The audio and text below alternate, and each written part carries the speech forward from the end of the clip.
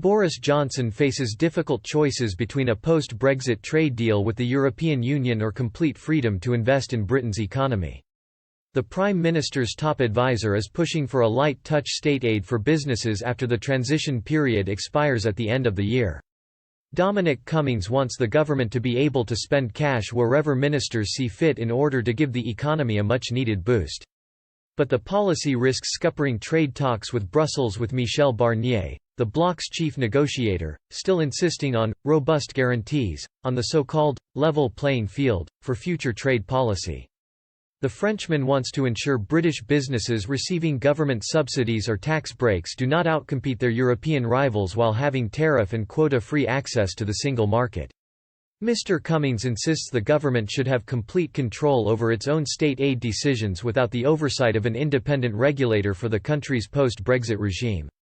The current plan is an odd combination of reserving state aid for control from London but then agree to a free-for-all, a source told the Financial Times. They just want to be able to bung money at things and do not want the UK internal market legislation cutting across that. Trade experts say this will leave Mr. Johnson having to decide between saving Sunderland's iconic Nissan car plant by securing a deal with Brussels or backing his most senior advisor's post-Brexit vision.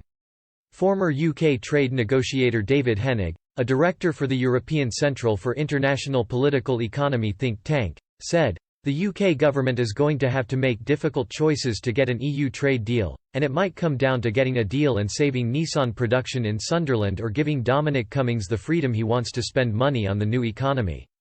The Japanese carmaker has said its Sunderland plant, the largest of its kind in Britain, would be unsustainable without a Brexit deal. Of the manufacturer's northeast output, around 70% is exported and sold in EU markets, and would likely face World Trade Organization tariffs of 10% without an agreement with Brussels.